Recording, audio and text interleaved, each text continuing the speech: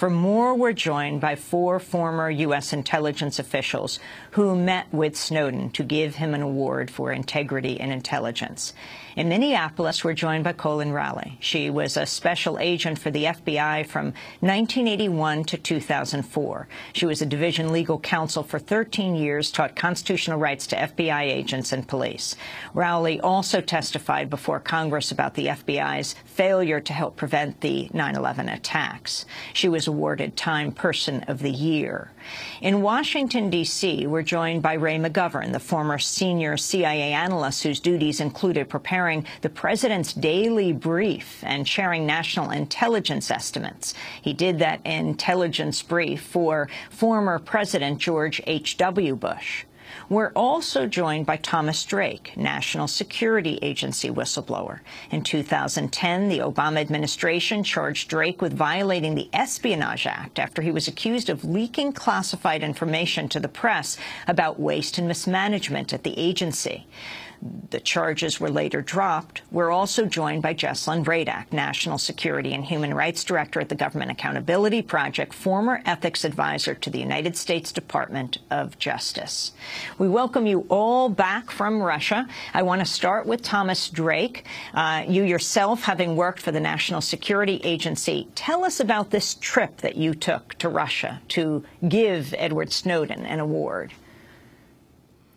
Well, the Integrity Intelligence Award is given to the recipient, and we make every effort to actually deliver it and present it in person.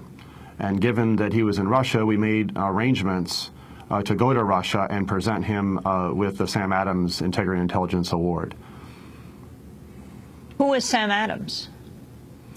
I'll let Ray McGovern share the history of that, because Ray really has the background as well as a personal knowledge of what Sam Adams did during the Vietnam War era. Well, Ray, you're sitting right next to Thomas Drake in the studios in Washington, D.C., just back from Russia. Tell us about this award. Well, Amy, Sam Adams was a colleague of mine. He entered the agency under President Kennedy the same day I did. He was given the account to count up how many communist forces were under arms in South Vietnam, and discovered in 1967 that there are twice as many as our generals in Saigon would admit to. They said there could be no more than 299,000 enemy under arms. The precision of that number sound like 1,429 people gassed to death in Damascus. The specificity of the thing gives it away. In any case, he fought the good fight, but his uppers, the superiors, Director Helms, caved and would not tell the president the real story. And Sam went to his death with profound regret that he didn't go outside of channels. He stayed inside channels where he got diddled and diddled and diddled by the Inspector General of the Pentagon, of the CIA. And had he spoken out in 1967, halfway through that war, those of you who know what the Vietnam Memorial looks like, the whole left part of that memorial wouldn't be there because there'd be no names to chisel into that granite. And Sam went to his early death with profound regret that he hadn't spoken out. And so it is incredibly appropriate that this award for integrity intelligence, given mostly to whistleblowers, but occasionally to people who do the job honestly in place. And that is Tom Finger, for example, the last awardee last January, who shepherded the estimate in 2007, which said Iran stopped working on a nuclear weapon at the end of 2003. My arithmetic is right, that's 10 years ago, and has not resumed work on a nuclear weapon. That judgment has been reiterated, revalidated every year since, and in 1967-68, it played a huge role in preventing Bush and Cheney from starting a war with Iran. And if you don't believe me, just read Bush's memoirs. And explain why you compare Edward Snowden to Sam Adams. Well, Edward Snowden came by very sensitive information, which he recognized that he had a choice. He could sit around and say, well, you know, isn't that funny, and draw his $100,000 salary, be very, very comfortable in Honolulu, But he decided, well, you know, I took a solemn oath to support and defend the Constitution of the United States against all enemies, foreign and domestic. I look what Tom Drake has done. I see what happened to Bradley Manning, where Julian Assange is. If I want to get this information into the mainstream, I got to get out of Dodge, okay? And very cleverly, he got in touch with Glenn Greenwald, Laura Poitras, met them in Hong Kong, gave them all the information that he wanted to get out, and then found himself kind of stranded there. To the rescue, WikiLeaks, in the person of Sarah Harrison, who arranged with the Russian consulate there his onward travel to Latin America. Latin America? Yeah. He was going to transit Moscow so he wouldn't have to go the other way where he could be stopped. Now, this thing is full of ironies, okay? Today's Columbus Day. I was thinking on the way in, my favorite history on the discovery of America. It started this way. America was discovered by a man who was looking for something else, and the next 2 centuries were spent trying to find a way around or through it. History is like that, full of ironies, very chancy. Well, here's Edward Snowden. He's in Hong Kong. He wants to get to Latin America, to a secure place. He's on his way to Moscow in transit. He was ticketed forward to Latin America, and in the process, the U.S. revokes his passport. He's stranded. He spends the next month in the transit part of Sheremetyevo Airport, and he seeks asylum in Russia. What's the end result? He ends up in the place which is by far the most secure place on the globe, because no SEAL Team 6 or fancy drone is going to violate Russian sovereignty by taking a shot at Edward Snowden. I'm going to break, and then we're going to come back to this discussion. I want to hear from Jesselyn Radack about this trip that the 4 of you took to Russia, and hear from Coleen Rowley on what are solutions that Edward Snowden is suggesting. What legislation is there right now to allow the people of the United States to debate the issues of spying and surveillance? What serves national security and what simply criminalizes whistleblowers and the press? Stay with us. We're joined by the 4 former intelligence officials who went to Russia last week, and we believe they're the first Americans to meet with Edward Snowden, who've come from the United States, and they came to give him an award for integrity in intelligence. Our guests are Ray McGovern, a former CIA analyst, Thomas Drake, who worked for the NSA, Coleen Rowley, former FBI agent, and Jesselyn Radack, who we're going to turn to right now. Jesselyn Radack is National Security and Human Rights Director at the Government Accountability Project. She was an attorney in the Justice Department's Professional Responsibility Advisory Office during the Bush administration, during the John Walker Lind case. You may remember he was found in Afghanistan, and she raised legal and ethical objections over the questioning of Lind without his lawyer and revealed misconduct by the Department of Justice. She was eventually forced out. So, Jesselyn Radack, talk about the actual journey the 4 of you took. You left from where in the United States, and how did you make your way to Moscow, and then to see Edward Snowden? 3 of us, Ray and Tom and I, live in the D.C. metropolitan area. So we left from Dulles and took a connecting flight to Moscow, and this was all carefully arranged, as it has to be. It always seems funny to me that people keep asking where he is and who's protecting him, rather than focusing on the underlying reasons of why it would be necessary to be in hiding from your own country.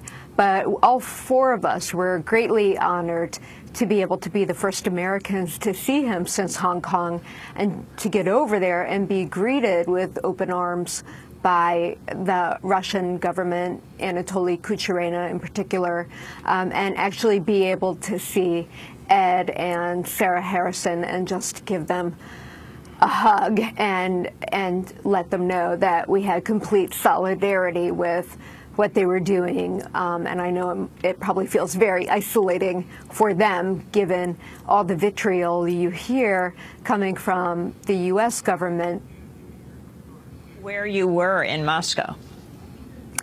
You know, I don't know the answer to that. I couldn't tell you even if I did. The security is a huge issue, obviously, especially as we have,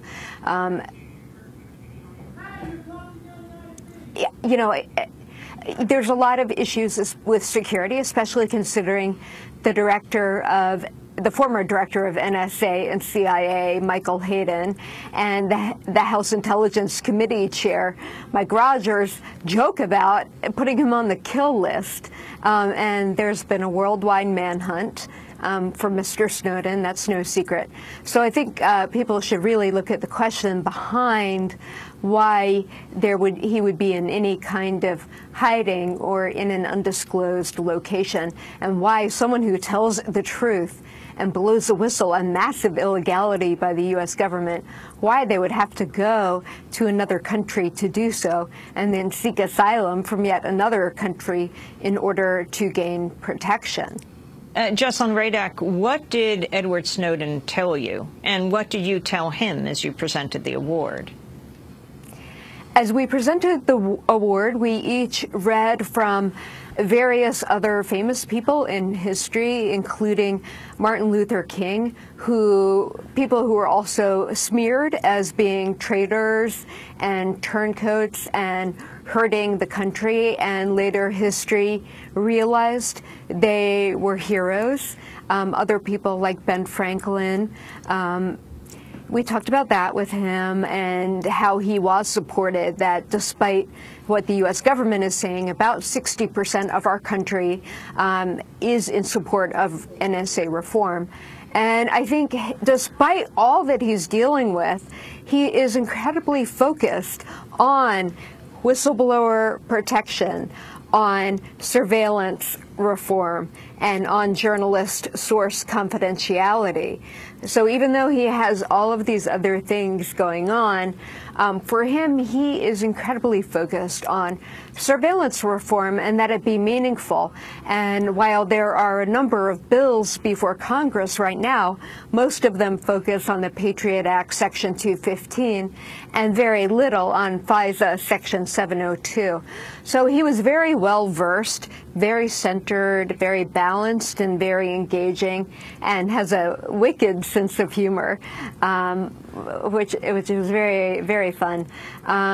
So I think we both felt mutually supported, and he knows that he's not alone, and that he has a lot of people in the United States and around the world who are supporting his endeavors. You mentioned Benjamin Franklin, and I wanted to turn to Coleen Rowley, former FBI agent in Minneapolis, was awarded Time Person of the Year for her work around 9/11. She was a division legal counsel for 13 years and taught constitutional rights to FBI and police. Also testified before Congress about the FBI's failure to help prevent the 9/11 attacks.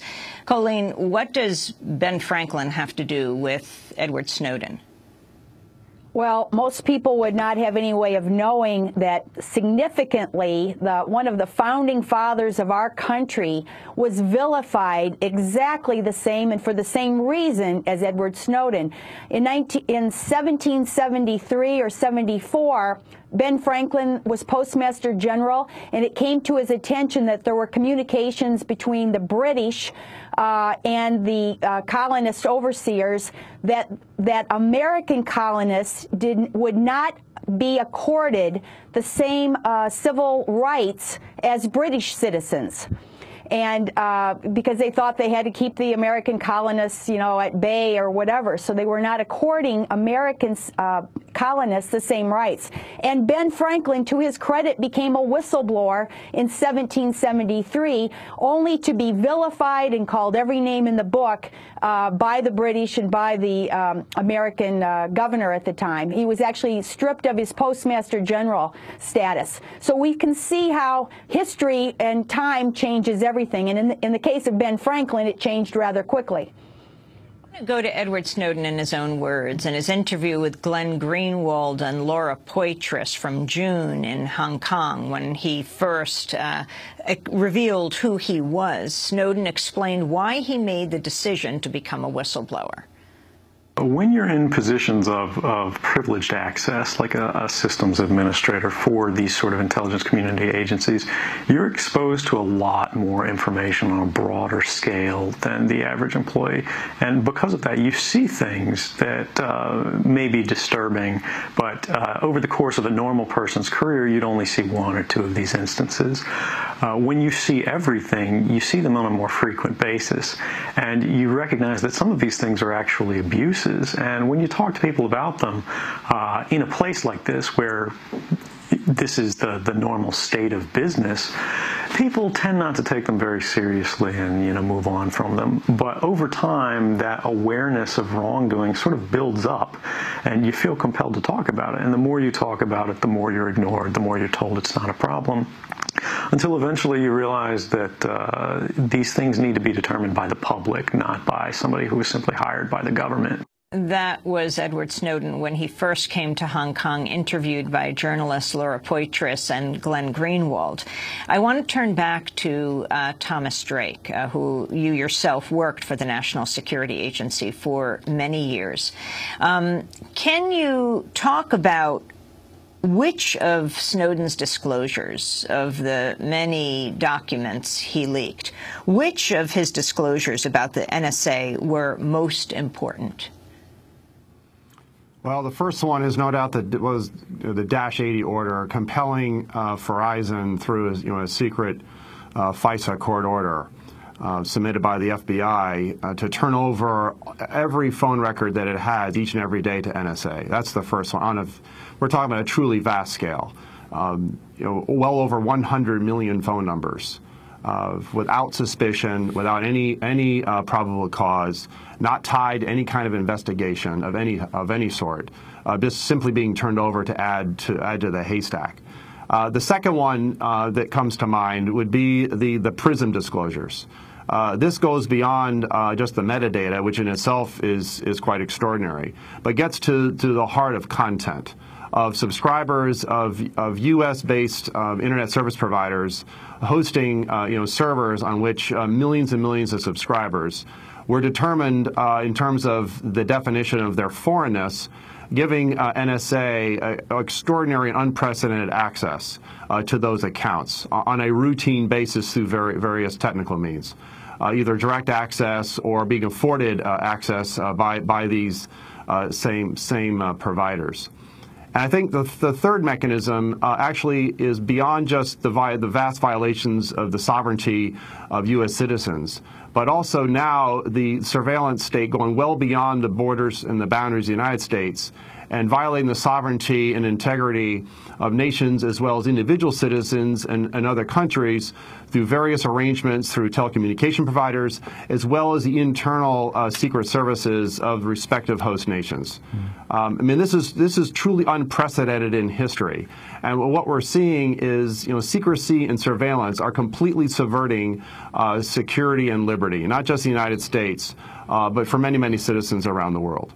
Those are the three that stand out for me, although there are any number of other disclosures that were made that also speak to economic espionage, financial espionage, as well as other forms of misuse and abuse of access for the purpose of the United States gaining upper hand across any number of areas.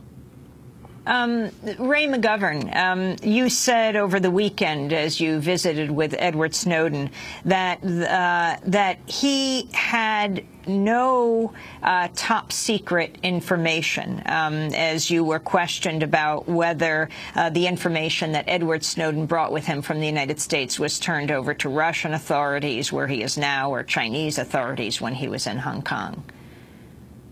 Well, Amy, it had to do with this red herring about the 4 laptops that they took with them to Hong Kong. You don't store a lot of information on laptops. You store information on other media. So in a way, when I was asked that question by Mark Hosenball from Reuters, what about the laptops? I probably should have said, what about the laptops? Instead, I said, you don't store information on the laptops. Laptops were, in a sense, a diversion. What he gave to Glenn Greenwald and Laura Poitras in Hong Kong was a different matter altogether. The laptops were incidental to that. So that was the only point that I made on that, and it seemed to be a sort of ancillary point that didn't make much significance. I noticed this in the New York Daily News today. Yeah.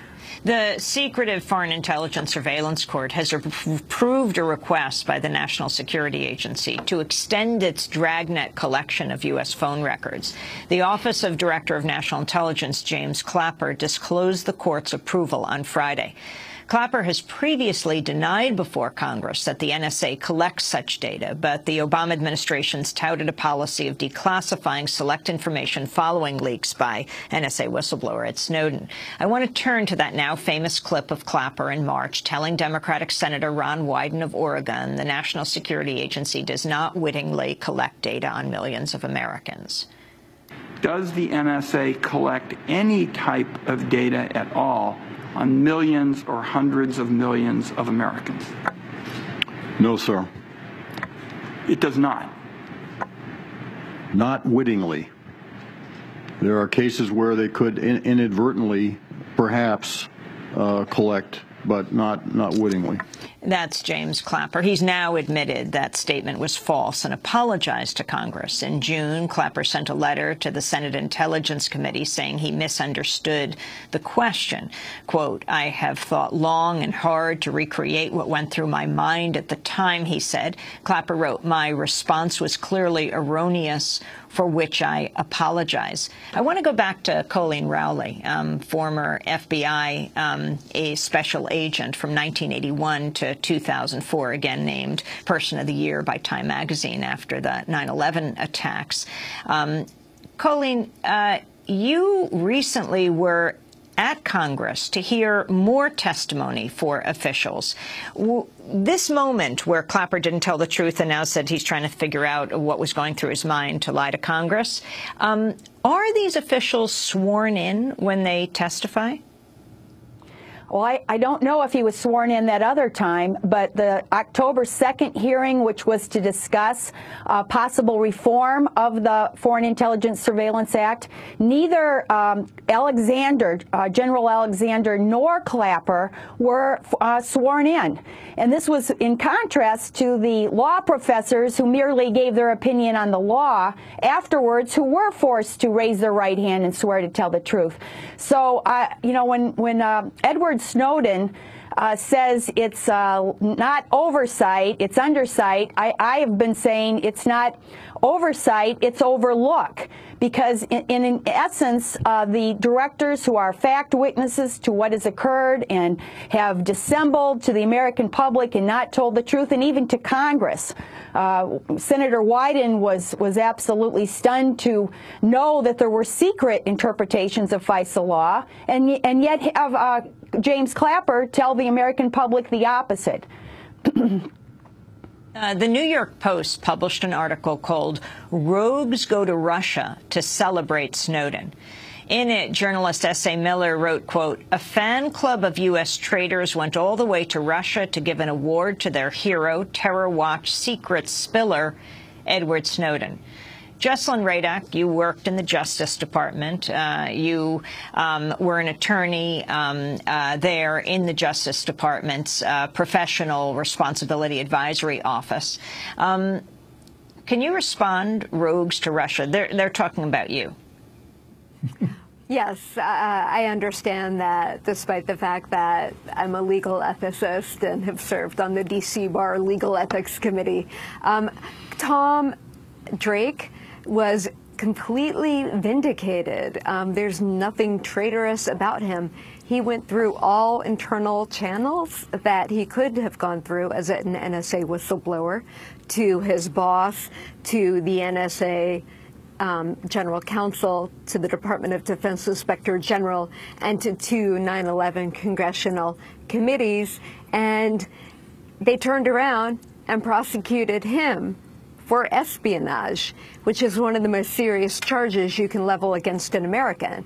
Now, if the New York Post bothered to do its homework, it would have realized that all 10 felony charges against Thomas Drake were dropped and the case collapsed in spectacular fashion.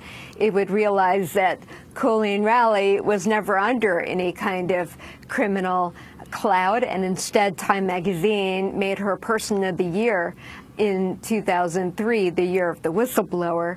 And in my own case, I've been vindicated by the D.C. bar and by the U.S. Attorney's Office in D.C. So I suggest that the New York Post quit trying to do the government's work of turning patriots into traitors and confusing fear with freedom and confusing dissent with disloyalty.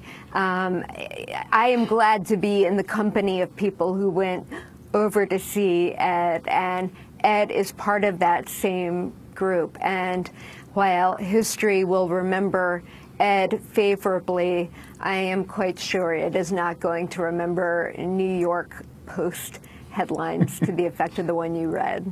Let me put that question to Ray McGovern about calling you rogues or traitors, supporting a traitor. You were a top CIA briefer for President George H.W. Bush. You worked for the Central Intelligence Agency. What is your response to what is loyal, what is being patriotic, and what is breaking the law? Well, sticks and stones may hurt my bones, and so forth. You know, it's almost laughable if it weren't so serious. I mean, take NBC, for example. Their top foreign correspondent was in Russia just a few days before we were, interviewing Anna Chapman, the fiery redhead who's going to start her own TV program, and they wanted to ask her about her wedding proposal to Edward Snowden. Give me a break. That's all over NBC. No one asked any of us to be on the Sunday TV shows yesterday. Maybe that's asking too much, but the mainstream media here is laughable in terms of the way they treat this.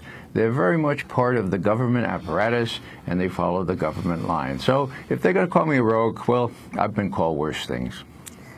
Come back to some interesting news that The Guardian is reporting on the editor of the New York Times, Jill Abramson, about what British officials wanted from her. We're talking with the 4 former intelligence officials in the United States who went to Russia to bestow upon Edward Snowden an Integrity Intelligence Award. Coleen Rowley of the FBI, Jesselyn Radack of the State Department, of the Justice Department, rather, Ray McGovern of the CIA, and Thomas Drake of the NSA. Stay with us.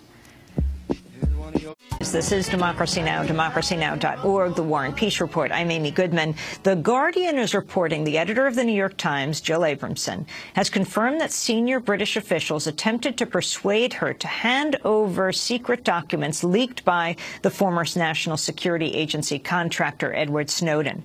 Abramson said she was approached by the British Embassy in Washington after it was announced that the New York Times was collaborating with the Guardian to explore some of the files disclosed by Snowden. Among the files are several relating to the activities of GCHQ, the agency responsible for signals interception in Britain. She said, quote, "They were hopeful we would relinquish any material we might be reporting on relating to Edward Snowden. Needless to say, I considered what they told me and said no."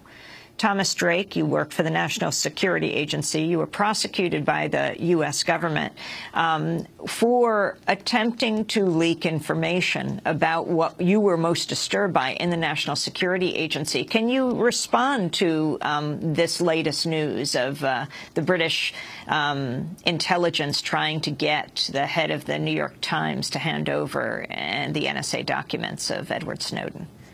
Well, it reminds me of the very reason why we had the first American Revolution and why there's a First Amendment to our Constitution. This is clearly a brazen attempt to remove from public disclosure and public interest the extraordinary revelations of Edward Snowden in terms of the institutionalized surveillance state and NSA's direct partnership with GCHQ, not just on an international scale. And so, this just strikes again at the reality that is extremely dangerous in today's world and the United States as well as within the United Kingdom to speak truth to or of power, and if you do so, it becomes a criminal act. Yet the very individuals in the United States, through a whole litany of lies before Congress and the public, as has been clearly demonstrated over the last number of years, the fact that we've essentially had the equivalent of constitutional coup d'etat since 9/11. We've come off the rails in terms of the rule of law, and we're simply going to get all the data we can, no matter where it is and no matter what form it takes, because we just need it in case we need to protect our nation, ostensibly under that label and mantle of national security, which I've argued has really become the new state religion in the United States, and it's something you don't question. Thomas Drake, the First Amendment, if you could say what happened to you and compare it to the case of Edward Snowden. Well, I was there from the foundations of the secret surveillance state. Within just days of 9/11, it became known to me. I discovered, much to my horror, that Pandora's box had been opened up, and the United States had set aside the Fourth Amendment and had set aside the Foreign Intelligence Surveillance Act. I mean, we have to remember this goes back to the 1970s, and so it was to my horror that I was eyewitness to the subversion of our own Constitution, a Constitution in which I had taken an oath to support and defend against all enemies, foreign and domestic.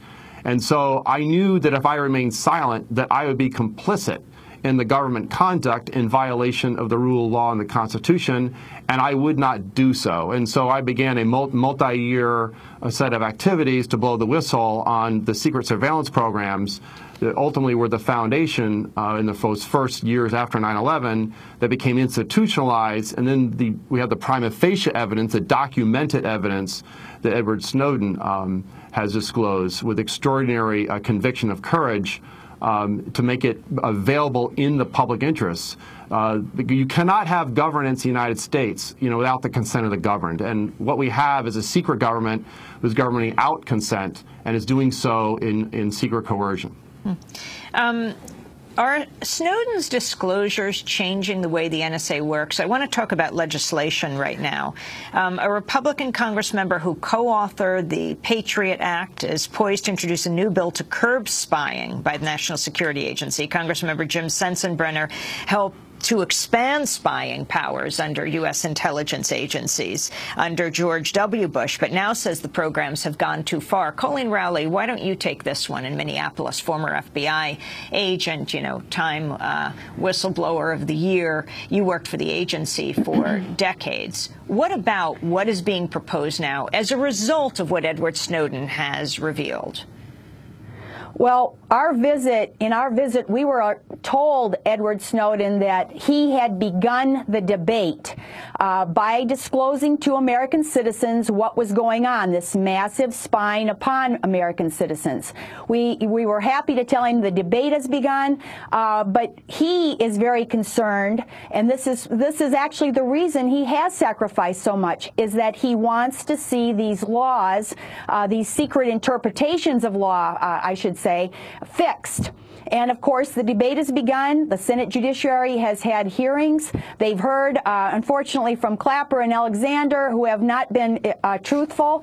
For instance, Alexander has claimed that the NSA's massive spying has thwarted 54 incidents of terrorism affecting the United States. This was immediately debunked mostly by the press, and the FBI then later testified in hearings that no, it's really only one example they can come up with, and it's actually a very flimsy example of a case involving giving a few $1,000s to Shabab.